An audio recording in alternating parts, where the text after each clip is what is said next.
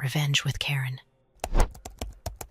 You know that feeling when you realize your entire professional existence is worth less to your boss than a buy one, get one sandwich at a gas station? That was me last Tuesday. 10 years. I have given Crosspoint Software a decade of my life. I have missed my niece's piano recitals to fix Gantt charts that Steve broke because he thought dependencies were optional. Have smoothed over client calls where Steve promised features that don't exist in this dimension or the next. I have essentially been the WD-40, keeping this rusty, squealing machine from seizing up since the Obama administration. And what was the grand celebration? A mandatory 2 p.m. gathering in the break room, which, for the record, smells permanently like microwave tilapia and dashed dreams. Steve, the regional director of Looking Busy, linked a plastic fork against a Diet Coke can to get everyone's attention. He was wearing that navy blue blazer he thinks makes him look like a tech mogul, but actually makes him look like a divorced magician. "All right, team, gather round," Steve boomed, flashing that smile that never quite reaches his dead, shark-like eyes. Today is a big day, a huge day. We are celebrating a milestone. Teresa here has been with us for 10 years. There was a smattering of applause, mostly from the junior devs who I've saved from being fired, and from Chloe, my mentee, who looked like she wanted to throw her laptop at Steve's head on my behalf. 10 years, Steve continued, putting a heavy hand on my shoulder. I flinched internally. That's loyalty, that's grit. And to show our appreciation for everything you do, Teresa, keeping the trains running, right? We got you a little something. He reached into his jacket pocket. I wasn't expecting a Rolex. I wasn't even expecting a bonus because Steve had been crying poverty about the department budget for 6 months. But I expected dignity, maybe a plaque, a handwritten note. He handed me a small, flimsy envelope. I opened it. It was a Starbucks gift card. I looked at the back, written in Sharpie in the amount box, $10, $1 per year. I looked up at Steve. He was beaming, waiting for me to perform gratitude. Spend it all in one place. He chuckled, looking around the room for laughter. Nobody laughed. Even the HR rep looked at her shoes. "Thanks, Steve," I said. My voice was steady, but inside a bridge was burning. A massive structural suspension bridge made of patience was collapsing into a river of gasoline. This is really something. Only the best for our MVP, he said, slapping my back before diving toward the sheet cake, generic vanilla slab that had congratulatoins sick written in runny blue icing. If you've ever had a boss make you feel like a piece of office furniture, he's considering selling on Craigslist. Do me a favor, hit that subscribe button and give this a like. It really helps the team, and honestly, it's the only validation I'm getting this week since my decade of service is apparently worth 2 lattes. Thanks, guys. I walked back to my desk, gift card burning a hole in my pocket. I didn't scream. I didn't flip a table. I'm a project coordinator. We don't make messes, we clean them up. But as I sat down, I saw an email notification flash on my screen. It was a company-wide blast. Subject: Important Announcement, Acquisition News. Crosspoint Software was being acquired by Helix Dynamics, a massive parent company. And the email stated that the transition team, led by a CEO named Adrian Lee, would be on site starting next week to evaluate operational efficiency and leadership redundancy. I looked at the $10 card next to my keyboard. Then I looked at the email. Steve came strolling past my cubicle, a piece of cake on a paper plate in one hand, his phone in the other. "Big news, huh, Teresa? Don't worry, I'll handle the transition. You just keep doing what you do. The paperwork off my desk so I can focus on the big picture with the new overlords." "Of course, Steve," I said. "I'll keep everything organized." He didn't hear the tone. He never does. He thinks I'm the office Roomba, quiet, automatic, and incapable of recording data. He's wrong. I opened my locked drawer. Inside wasn't snacks or gym clothes. It was a hard drive. See, for 10 years, Steve has been playing fast and loose with the budget. Client dinners that were actually his family vacations. Consulting fees paid to his brother-in-law for IT work that never happened. Executive lounge upgrades totaling $50,000 last quarter, while he denied our request for dual monitors. I had saved every invoice, every contradictory email, every approved expense report he thought was buried in the archives. I picked up the Starbucks card. $10, I whispered to the empty air, swiveled my chair to my monitors. I didn't open my current project. I opened a new folder and titled it, Transition Documentation Do Not Delete. Then I started dragging files. Steve thinks he bought my loyalty for $10. What he actually bought was a front row ticket to his own audit. The new CEO, Adrian Lee, has a reputation for cutting bloated middle management. Steve is about to find out just how bloated he really is. The game is on. Steve and I'm not playing for coffee anymore. The office energy shifted overnight. Monday morning smelled like fear and floor wax. With Adrian Lee and the Helix Dynamics transition team arriving in 3 days, Steve had entered a state of manic delusion I like to call the pig and the lipstick protocol. Suddenly, things that hadn't mattered for 5 years were emergencies. The dusty plants in the lobby replaced. The flickering light in the hallway, fixed by a confused electrician Steve, seemingly pulled off the street. He was running around the office with the sweaty desperation of a man who forgot to study for a final exam that determines whether he keeps his house. "Teresa," he barked at 8:15 a.m., looming over my cubicle divider. He smelled like aggressive cologne and anxiety sweat. "I need you to pull the Q3 and Q4 project summaries and the efficiency metrics. We need to build a deck. A big deck, something that screams world-class innovation." "We have the summaries, Steve," I said, not looking up from my email. "They're in the shared drive. The ones showing we're 15% over budget on the alpha rollout because of that vendor change you authorized." He twitched. "Right, about that. We need to massage the narrative. The new CEO, Adrian, she's a numbers person, but she doesn't know the context. I need you to rework the slides. The vendor overages under R&D expansion or legacy system maintenance." I paused, my fingers hovering over the keyboard. "You want me to reclassify cost overruns as research investments?" "It's all part of the same pot, Teresa." He laughed, a nervous, hacking sound. "Don't get bogged down in the accounting weeds. Just make it look green. I need that deck by tomorrow morning. I have a vision meeting with Adrian's advance team." "Sure, Steve," I said. "Get right on that." I didn't say no. You never say no to a man like Steve when he's panicking. You say yes, and then you document the request. I spent the rest of the day building 2 slide decks. Deca was the truth.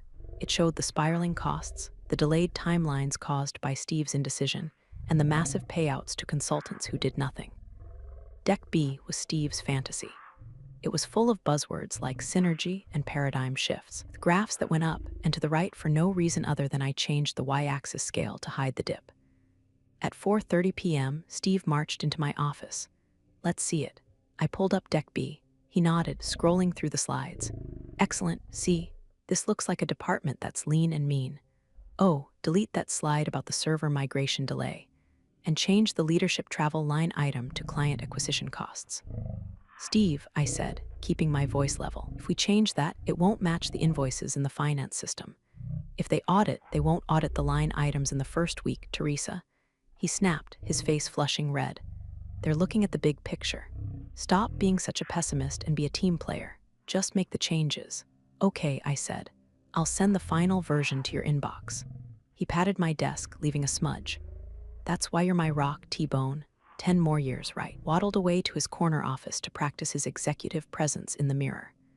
I saved the fraudulent Deck B and emailed it to him. But then, I did something else. I went into the version history of the file. I took a screenshot of the metadata showing exactly when the changes were made, and by whom me, but logged under his urgent directive, which I had him confirm via Slack message 5 minutes prior just to be clear on the edits. Then, opened the folder for the upcoming audit prep that the new parent company had set up. It was a restricted folder, but as senior coordinator, I had upload access. I didn't upload Steve's fantasy deck. I uploaded the raw data files, the unedited, ugly, bleeding red Excel sheets that showed exactly where the money had gone. I named the file Q3Q for raw data source, do not edit XLSX, and buried it inside a subfolder titled Legacy Archives. It was a breadcrumb. "Adrian Lee is a numbers person," Steve said. "Good. Numbers people dig. And when she digs, she's going to find that the beautiful pie chart Steve presents tomorrow is made entirely of lies and expense reports from the Four Seasons." As I left the office that evening, I saw Steve in the conference room, practicing his handshake with an empty chair. He looked confident. He looked like a man who thought he had successfully painted over the mold. Didn't realize I had just handed the building inspector a flashlight. Wednesday arrived, and with it, the Helix Dynamics entourage. Adrian Lee walked in like a weather front, cool, precise, and impossible to ignore. She was flanked by two assistants who looked like they ate spreadsheets for breakfast. Steve was vibrating at a frequency usually reserved for chihuahuas during a thunderstorm. His strategy, I quickly realized, was divide and conquer. Specifically, divide me from the new leadership so he could conquer the narrative.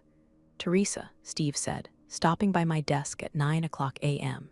He was holding a stack of files against his chest like a shield. Listen, regarding the strategy lunch with Adrian today, I think it's best if you sit this one out. Stay here and man the fort. We don't want to overwhelm them with too many cooks in the kitchen, right? Plus, someone needs to make sure the printers don't jam. I'm the senior project coordinator. I built the strategy they were discussing. But sure, I'll watch the printers. Understood, Steve, I said, putting on my best compliant employee face. You handle the big picture. He looked relieved. Exactly. Oh, and if anyone asks, that delay on the Delta project? Just mention that the team was struggling with the new coding language. We don't need to bore them with the details of the approval holdups. Blame the devs. Got it. Winked and rushed off. I watched him go, marveling at how he managed to throw an entire department under the bus before he'd even had his morning coffee. An hour later, I was deep in a spreadsheet when a young woman in a sharp gray suit appeared at my cubicle. It was one of Adrian's aides. Hi, she said. I'm Sarah from Ops. Steve mentioned in the briefing that he handles all the primary workflow mapping, but I noticed your name is on. Well, literally every document in the repository. I smiled. It was the smile of a tiger watching a gazelle limp. Steve is very hands-on, I lied smoothly. But yes, I manage the execution details. Sarah tapped her tablet. Adrian likes to get a ground floor view. Would you mind if I shadowed you for an hour, just to see how the data flows? I'd be delighted, I said. Pull up a chair. For the next 60 minutes, I put on a masterclass. Didn't say a single bad word about Steve. I didn't have to. I just let the work speak. So Sarah asked, pointing to a red flag on the dashboard, why is this vendor payment 6 weeks late? Oh, I said, pulling up the log. I prepared the invoice on the 1st. It's currently sitting in the director approval queue. It's been there for 44 days. The director approval queue? That's Steve? Yes. He's very busy, I said, sweet as peach tea. He has a lot of off-site meetings. Sarah frowned and made a note. And this scheduling conflict? It looks like the engineering team was double booked. Correct, I nodded. I flagged the conflict in Outlook 3 times. Here are the decline notifications. I opened a folder labeled Steve's schedule overrides. Steve felt it was important to push for the aggressive timeline, so he overrode the capacity warnings. He overrode the capacity warnings, Sarah repeated, her typing speed increasing. The result? We missed the deadline by 3 weeks and paid $12,000 in overtime, I said simply. But the team really rallied. Sarah stopped typing. She looked at me. Then she looked at the chaos of sticky notes on Steve's glass wall across the room, visible from my desk, where he had written Synergy in giant red letters. Does he know how to use the project management software? She asked quietly. I took a sip of my water. He prefers to lead through. Verbal inspiration. Sarah closed her tablet. That was eye-opening. Thank you, Teresa. Anytime, Sarah. I'm just here to help. Later that afternoon, I walked past the conference room. Steve was standing at the head of the table, waving his arms, pointing at a slide that I knew for a fact contained made-up numbers. Adrian was sitting perfectly still, watching him. Then I saw her look down at her phone. Sarah had just sent her a message. Adrian read it, looked up at Steve. For the first time, her expression changed. It wasn't a smile. It was the look of a mechanic who just realized the used car they're looking at has sawdust in the transmission. Steve kept talking, oblivious. He thought he was charming the new boss. He didn't know that the printer lady had just handed over the keys to the crime scene. Thursday morning, the air in the office was thin. Adrian's team wasn't just observing anymore, they were auditing. Could hear the clicking of calculators from the conference room down the hall. Steve was sweating through his second shirt of the day. By 10 a.m., he called me into his office and shut the door. The blinds were drawn, which is never a good sign. Teresa, sit, he said, pacing behind his desk. We have a small hiccup. The finance team from Helix is asking for a breakdown of the external consulting budget. I knew exactly what he was talking about. The contract with Apex Solutions. Right. Apex, Steve waved his hand dismissively. Great guys, critical work. Steve, I said, clasping my hands in my lap. Apex is your brother-in-law's company. They invoice us $4,500 a month for IT optimization. We have an internal IT department. What exactly are they optimizing? It's high-level strategy, Teresa. You wouldn't see it on the daily logs, he snapped, wiping his forehead with a fast food napkin. The point is the margins look lopsided. I need you to go into the expense report for Q3 and reallocate some of those costs. Spread them out. Put some under training, some under hardware. Just smooth it out so it doesn't look like a lump sum. He was asking me to commit fraud, plain and simple. He wanted me to launder his nepotism through the general ledger. I looked him in the eye. I can't do that, Steve. He stopped pacing. Excuse me? The expense codes are locked once the quarter closes. To change them now, I'd have to file a correction request with finance, and that flags an automatic review. If I move that money, it looks like I made the mistake. I am giving you a direct order. He slammed his hand on the desk. A bobblehead of himself, yes, he is one, wobbled aggressively. Figure it out. Adrian sees a $15,000 line item for consulting with no deliverables attached. She's going to ask questions I don't want to answer. I understand, I said calmly. But I won't touch the historical data. It's against compliance. Steve stared at me. He looked like he wanted to fire me on the spot. But he couldn't. He didn't know where the files were. He didn't know the passwords. He didn't know how to turn on the coffee machine without help. Fine, he hissed. I'll do it myself. I have admin access. You do, I agreed. You certainly do. He shooed me out of the office. I walked back to my desk and immediately opened my email. I drafted a message to myself, a timestamped note detailing the conversation, verbatim. 10:14 a.m. Steve requested reallocation of Apex Solutions funds. Request denied due to compliance violation. Then, I watched the system logs. At 10:30 a.m., modification alert popped up. Steve was in the ledger. He was clumsy. He moved $5,000 to employee education and $5,000 to software licensing. He thought he was hiding the trail. What he actually did was trigger a mismatch with the vendor tax IDs. You can't pay a software license fee to a company registered as a sole proprietorship for consulting services without the system throwing a red flag. I saw the flag appear on the back end. It was a silent alarm, blinking red in the finance database. I could have fixed it. I could have called finance and told them it was a coding error. That's what I would have done 2 years ago. That's what the loyal Teresa would have done. Instead, I took a sip of my lukewarm coffee and let it blink. 10 minutes later, I received an email from the Helix finance lead, copied to Adrian Lee. Subject, urgent discrepancy in Q3 ledger to Steve. From Helix Finance. Steve, just noticed a manual override on the ledger entries regarding Apex Solutions. The tax ID doesn't match the expense category. Can you explain why these funds were moved this morning? We are pulling the original invoices now. I looked over the partition. Steve was staring at his screen, his face the color of old oatmeal. He looked up and caught my eye. I didn't smile. I didn't frown. I just raised my $10 Starbucks card slightly, like a toast. Took another sip. He scrambled to type a reply. I could almost hear his brain misfiring. He was about to lie to the people who sign his paycheck, and he had just left a digital fingerprint the size of a billboard. The trap wasn't set by me. It was set by his own greed. I just refused to disarm it. Steve was wounded, and a wounded animal bites. On Friday morning, the target wasn't me. He knew I was too dangerous now. Went for the weakest link in the chain, Chloe. Chloe is 24, brilliant, and terrifyingly anxious. She's the kind of employee who apologizes when you bump into her. I was in the break room getting water when I heard Steve's voice booming from the hallway. He had cornered Adrian and was gesturing wildly toward the open bullpen where Chloe sat. It's really a training issue, I heard Steve say, loud enough for half the floor to hear. Been trying to get the junior staff up to speed, but the GDPR compliance update, that dropped the ball. I delegated it to Chloe weeks ago, and she just sat on it. It's unfortunate, but that's the talent pool we're working with. Adrian listened, her face unreadable. A GDPR miss is a serious liability, Steve. That's a 6-figure fine risk. I know, Steve sighed, acting the martyr. I'm cleaning it up now. But you know how it is. Can't micromanage everything.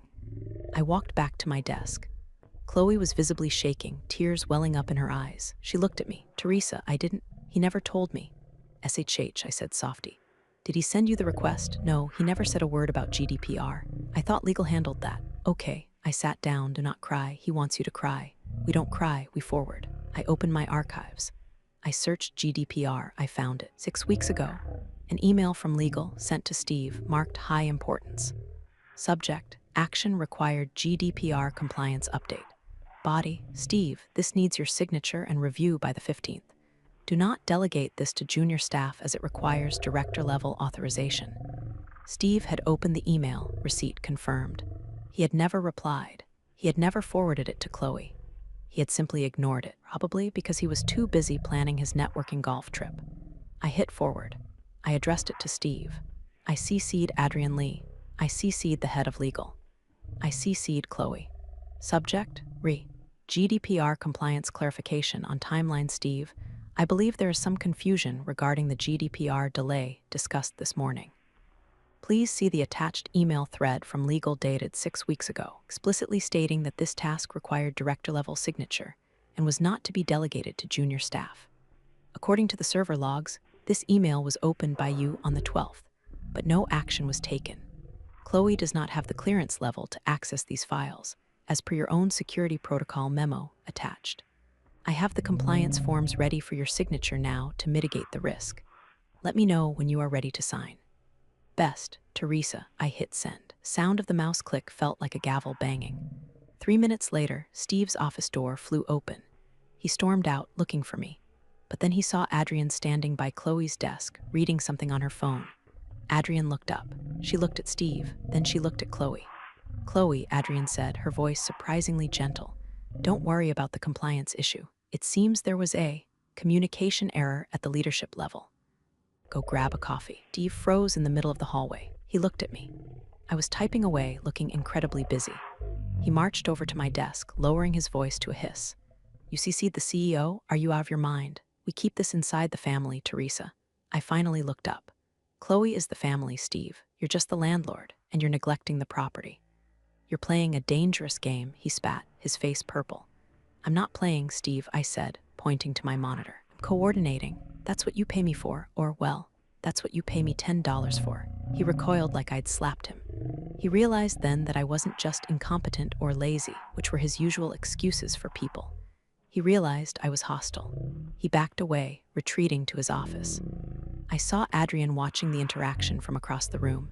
She didn't intervene. She was gathering data points. I had just given her a critical one. The director blames his subordinates for his own negligence. Strike two, Steve.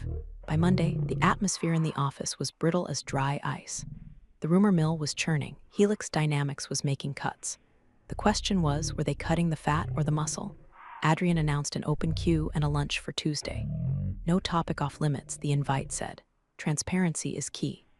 Steve, naturally, viewed transparency as a mortal threat. He called an emergency prep meeting for the senior staff, excluding me, of course.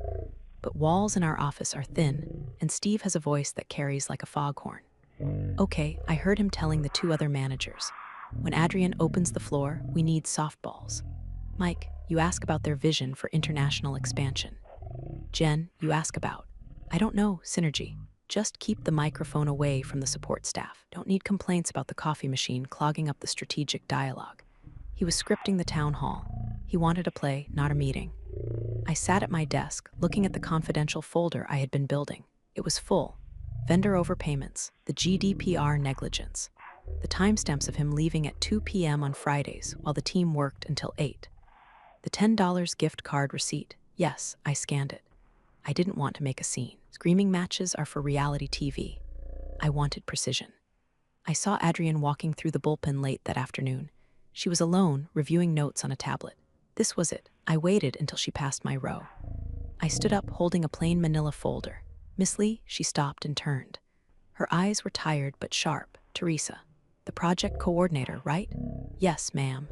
Sarah from Ops speaks highly of you. Says you know where the bodies are buried. I don't bury bodies, Miss Lee, I said, offering a small, tight smile. I just file the death certificates. I held out the folder. Steve asked us to prepare some materials for the transition. He wanted to make sure you saw the highlight reel. I thought you might want the raw footage instead, for context. She looked at the folder. Then she looked at me. Is this going to ruin my dinner? It might clarify your lunch tomorrow, I said. She took it. Thank you, Teresa. Just doing my job. I sat back down. I didn't tell her what was in it. I didn't rant about Steve. I just handed over the ammunition. The next morning, the day of the Q&A, Steve was manic. He was arranging chairs, checking the microphone, sweating through his 3rd suit of the week. Everyone remember the plan. He whispered loudly to the team. Positive vibes, future-focused. He came up to me. Teresa, why don't you sit in the back? Maybe help with the catering. Make sure the soda doesn't run out. Sure, Steve, I said. I'll be right in the back, good girl. He actually said good girl, like I was a golden retriever that had just learned not to pee on the rug. I walked to the back of the room near the soda coolers. I watched the staff file in. I saw Adrienne enter, holding her tablet and the manila folder. She placed it on the table in front of her, face down. Steve started the meeting. He was booming, charming, laughing too hard at his own jokes. He introduced Adrienne with a speech that was 80% adjectives and 0% substance. And now, Steve beamed, I'll hand it over to our new leader, Adrienne Lee, for some questions. Who wants to start? Mike, I think you had a question. Mike, looking hostage-stricken, raised his hand. Yes, can you tell us about the international synergy? I leaned against the back wall, sipping a Diet Coke. Steve looked triumphant, thought he was conducting an orchestra. He didn't notice Adrienne's hand resting on the folder. He didn't notice that she hadn't answered Mike's question yet. She was just looking at Steve. The stage was set, the lights were on, and the trapdoor was about to open. The cue and it was dragging on. Adrienne answered the softball questions politely, but her eyes kept drifting to Steve, who was practically vibrating with self-satisfaction. He thought he had pulled it off, thought the positive vibes shield was holding. We were wrapping up. People were starting to eye the sandwich platters. One last thing, Steve announced, stepping back to the microphone. I just want to say how proud I am of this team. We're a family here. We take care of each other. He scanned the room, looking for prop. His eyes landed on me in the back. Take Teresa, for example. Every head turned. I froze. Oh no. Don't do it, Steve. Don't drag me into your theater. Teresa just hit her 10-year anniversary. Steve boomed. 10 years. Stand up, Teresa. I stayed leaning against the wall. I didn't wave. We recognized her just last week, Steve continued, oblivious to the temperature dropping in the room. He turned to Adrienne, grinning. We believe in rewarding loyalty here. Small tokens of appreciation go a long way, right? He chuckled. So, Teresa, did you ever use that coffee card I gave you? Buy yourself a double-shot espresso on the company? It was a throwaway line, a joke. He expected me to say, not yet, Steve, or sure did. He expected the prop to speak its line. The room was silent. Adrienne looked at me. She wasn't smiling. I pushed off the wall. I walked forward a few steps, just enough to be seen clearly by everyone. Actually, Steve, I said. My voice wasn't loud, but in the dead silence, it carried like a bell. I didn't use it. Steve's smile faltered slightly. Oh, saving it for a rainy day. I looked directly at Adrienne. I gave it to your new boss, I said. Steve blinked. What? I gave it to Miss Lee, I continued, my voice steady, cold, and absolutely clear. I included it in the folder I gave her yesterday, along with the receipt. Steve looked at the manila folder under Adrienne's hand. He went pale. I told her, I said, a $10 gift card for 10 years of service perfectly illustrates your department's budget priorities, especially when compared to the $50,000 spent on the executive lounge renovation last month. The silence that followed wasn't just quiet. It was a vacuum. It sucked the air out of the room. You could hear the hum of the vending machine in the hallway. Steve's mouth opened and closed like a fish on a dock. Now, Teresa, that's a mischaracterization. Adrienne spoke. She didn't stand up. She just tapped the folder. I reviewed the contents of this folder last night, Steve, and Teresa is right. The math is illuminating. She looked at the Starbucks card, which she slid out of the folder and placed on the table. The little plastic card looked absurdly bright against the dark wood. $10, Adrienne said, for a decade. She looked up at Steve. Is this how you value your assets, Steve? Or is this just how you value the people who hide your liabilities? Steve looked at me. There was no anger in his eyes anymore, just terror. I didn't smirk, I didn't gloat. I just took a sip of my Diet Coke. I think I'll take that sandwich now, I said, and I walked out of the room. Behind me, the murmurs exploded. I heard Steve stammering, trying to backtrack, trying to spin.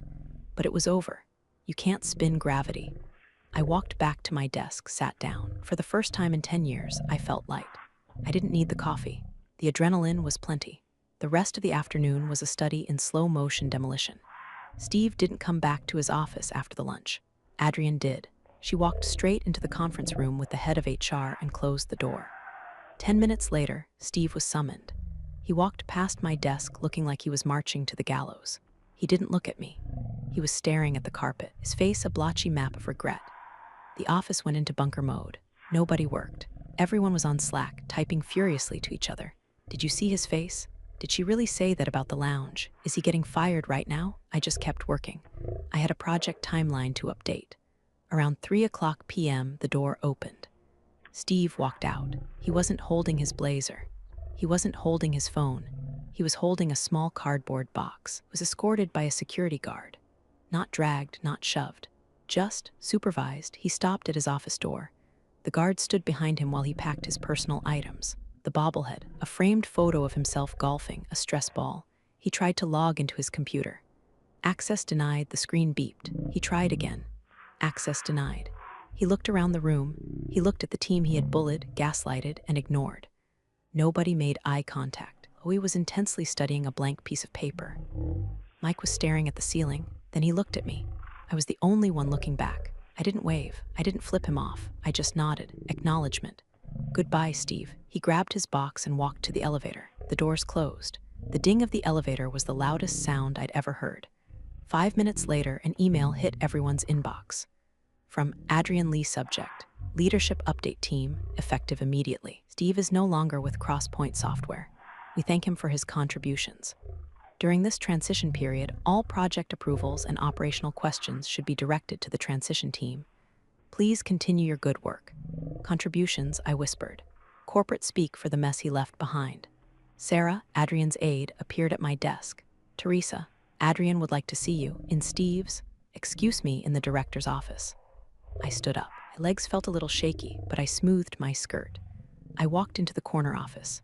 It still smelled like Steve's cologne, but the desk was bare. The sticky notes were gone. The synergy writing on the glass wall seemed pathetic now. Adrian was standing by the window, looking out at the parking lot. He's gone, she said, not turning around. I saw, I said. She turned. She looked tired. I went through the raw data you provided. The files in the legacy folder. Mails you forwarded. She paused. It's a disaster, Teresa. The budget is a fiction.